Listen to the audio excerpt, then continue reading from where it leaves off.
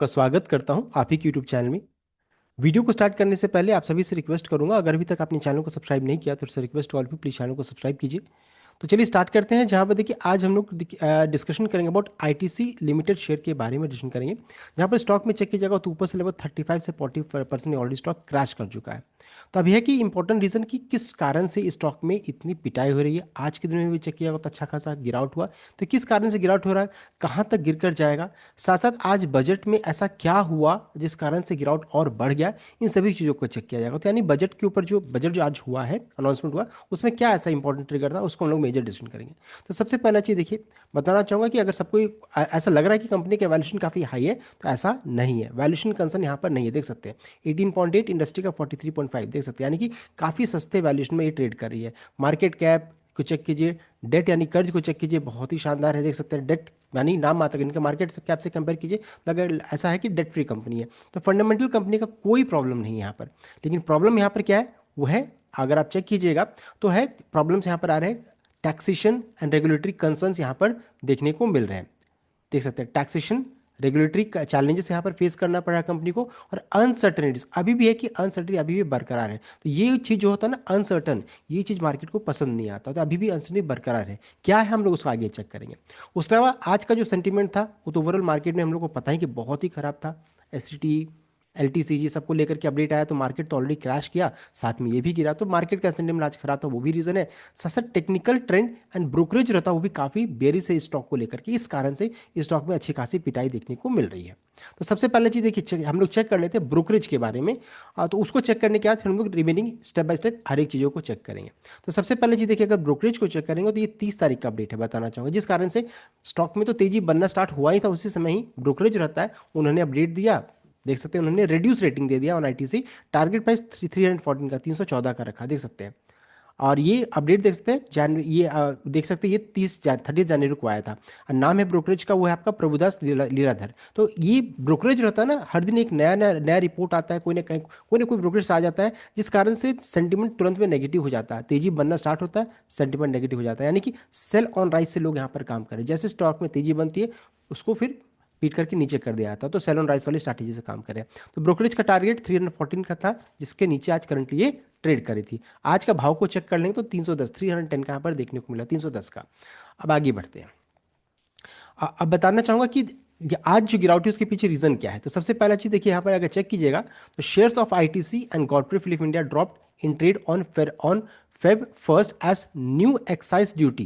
तो देखिए new excise duty जो हम लोगों ने पहले डिस्कस किया था आज से 1 डेढ़ महीना पहले, कि नया एक्साइज ड्यूटी यहाँ पर से लागू होने वाला, स्टार्ट होने वाला है ऑन सिगरेट्स, एंड आज से वो देखिए स्टार्ट हो चुका है, टुडे ऑनवर्ड से वो स्टार्ट हो चुका है। एडिशनली एक की अनाउंसमेंट भी इस बजट में हुआ है, जिस कारण से स्टॉक में गिरावट हुई है। तो इन दोनों चीज़ों को चेक करेंगे। सबसे पहला चीज़ जो आज से लागू हुआ है, स्टार्ट हुआ, उसको चेक करेंगे, साथ साथ बजट में क्या अपडेट आ रहा है उसको भी चेक किया जाएगा। सबसे पहला चीज है कि reaction came despite the absence. कोई आज बजट में कोई ऐसा ऐसा बहुत बड़ा अनाउंसमेंट नहीं हुआ कि आईटीसी या फिर सिगरेट से रिलेटेड, लेकिन दो चीज़ों को फोकस कर रहे थे। एक था एक्साइज ड्यूटी जो आज लागू होने वाला स्टार्ट, उसको लेकर के कोई अपडेट आना, एंड साथ साथ एक और चीज़ है वो एनसीसीडी को लेकर के अपडेट आने का था, देख सकते हैं। तो reaction came despite the absence of any fresh headline grabbing tax hike on cigarette in budget speech. Instant market focused on two specific development, implementation of excise changes. तो आज इंप्लीमेंट था उस जो एक्साइज चेंजेस को लेकर के हो, सब एक्सपेक्ट करते थे कुछ ना कुछ अपडेट आएगा, ऐसा कुछ नहीं हुआ, तो आज से लागू हो गया है।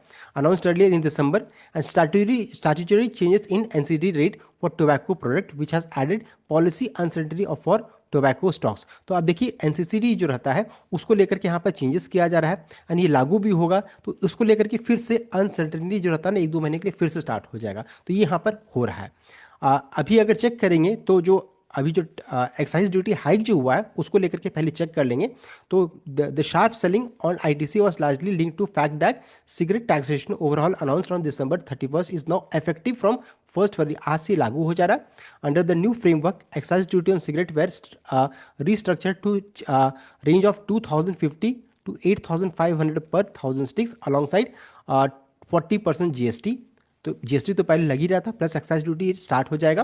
This has materially raise the overall tax burden on cigarette, triggering concern over demand margin and risk of increase illicit trade.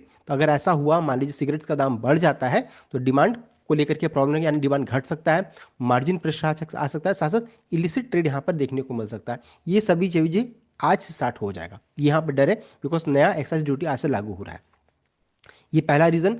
दूसरा है बजट 2026 में हाइक किया गया, बढ़ा दिया गया, एनसीसीडी रेट को बढ़ाया जा रहा on chewing tobacco, zarda scented tobacco and others to 60% फ्रॉम 25% फ्रॉम मई 2026। यानी कि एनसीसीडी जो लगता था 25% से बढ़ा करके उसे 60% किया जा रहा है, जो कि कब से लागू होगा, स्टार्ट होगा मई मंथ से स्टार्ट हो जाएगा। तो देखिए अभी मंथ चल रहा है फेब, यानी कि आप समझिए कि फेब, मार्च, अप्रैल मई, ये 3-4 महीना फिर से अनसर्टनिटी बरकरार रहेगा। तो ये चीज़ मार्केट को पसंद नहीं आ रहा है।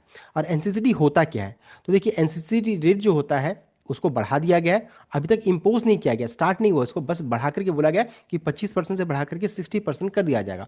और एनसीसीडी का मतलब होता है नेशनल कैलामिटी कंटिजेंट ड्यूटी कहा जाता है, जो कि अगर मान लीजिए इसे जो पैसा इकट्ठा होगा टैक्स के थ्रू, या जो भी जो कंपनी जो बजट में, या फिर जो इंक्रीज किया जा रहा है, इसे बढ़ाया, जो गवर्नमेंट ने जो रेस किया है, उस पैसे को इकट्ठा करके कैलेमिटी या फिर डिसास्टर में जो उसको लगा दिया जाएगा, ऐसी चीज़ों में लगाया जाएगा।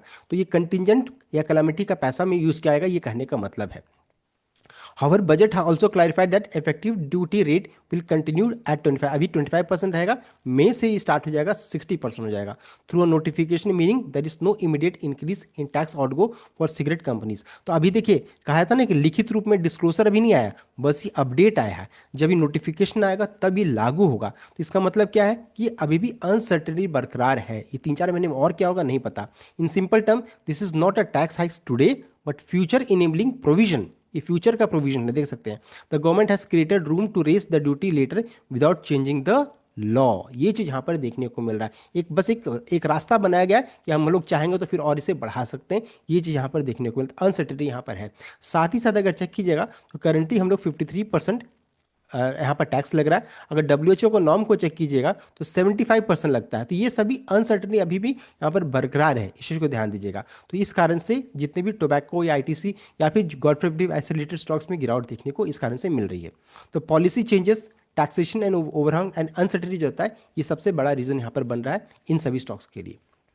अब आगे बढ़ते हैं, ये तो हो गया कहानी किस कारण से गिरावट हो रही है।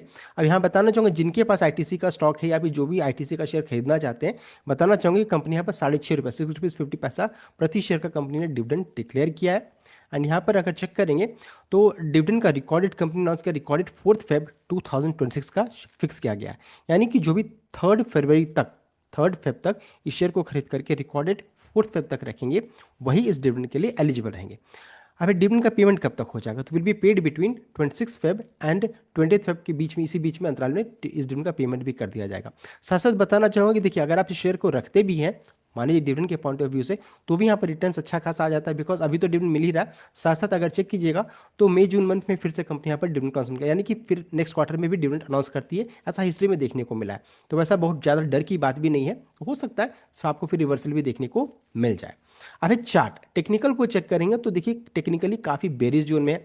370 नहीं, 375, 375 के प्राइस में जब थी तो उसमें वीडियो में हम लोग ने डिस्कस किया था कि 375 380 रेंज काफ़ी क्रिटिकल सपोर्ट रेंज है। ये टूटेगा तो ब्लड बात होगा, अच्छी खासी बिकवाली होगी, बिकॉज ये इसका 50 डे मूविंग एवरेज हम लोगों ने डिस्कस किया था।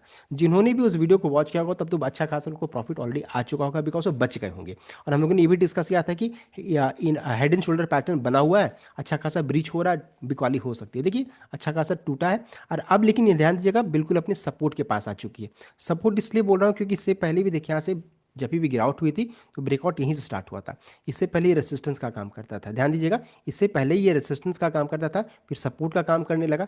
हो सकता है रिवर्सल यहाँ से आपको देखने को मिल जाए। तो 300 से 305 का रेंज जो रहता है ये बहुत इंपॉर्टेंट सपोर्ट है। इस बीच में अगर मान लीजिए हल्का सा किसी कारण से मार्केट में और गिरावट बढ़ती है वॉर वगैरह को लेकर के, तो 270 भी का भी रेंज इंपॉर्टेंट सपोर्ट का काम करेगा। तो सबसे इंपॉर्टेंट रेंज जो रहेगा अभी वॉच करने वाला वो है 300 से लेकर के 305 का रेंज सबसे इंपॉर्टेंट रेंज रहेगा, इस चीज़ को ध्यान दिएगा।